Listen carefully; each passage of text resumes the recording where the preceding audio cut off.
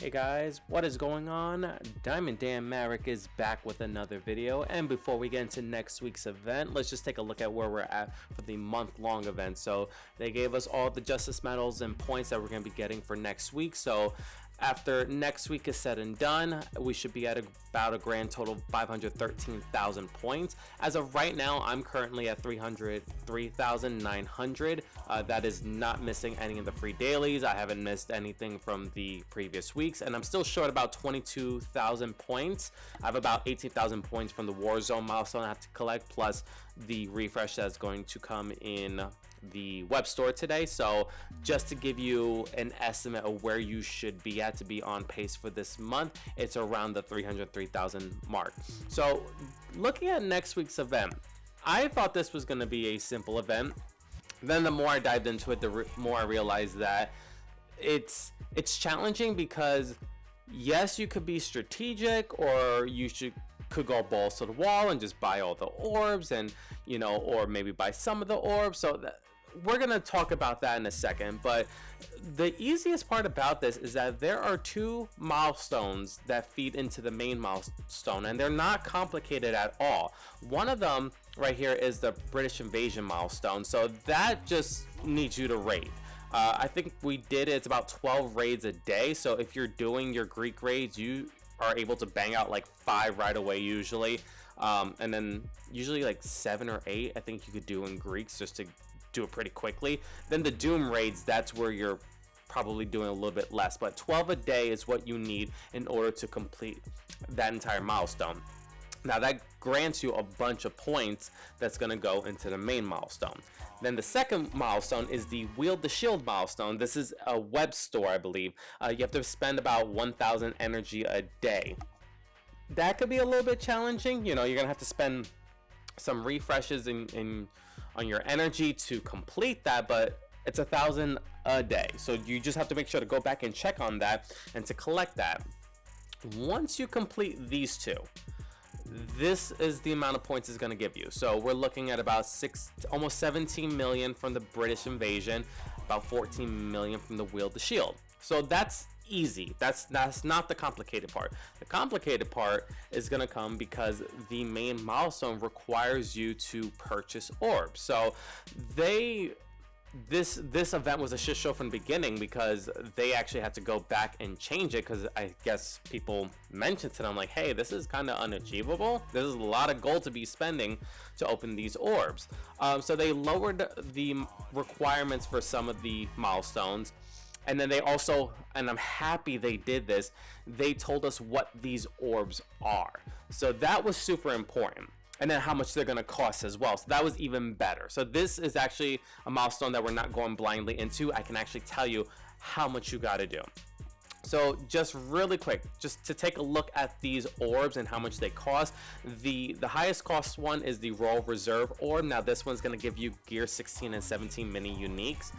My guess is going to be like 1 or 2.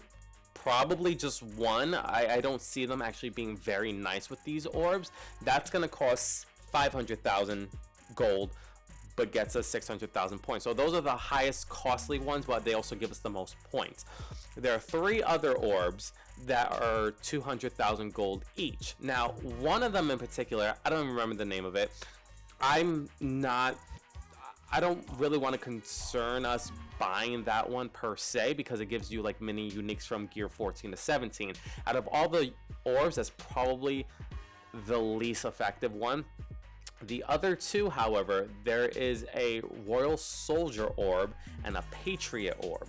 The Royal Soldier orb gives you Captain Carter shards, again probably going to be like 1 or 2, and then the Patriot one is going to give you Captain Carter, and I believe it's or, I'm not sure, and or US Agent. So those are the orbs that are probably more important to purchase.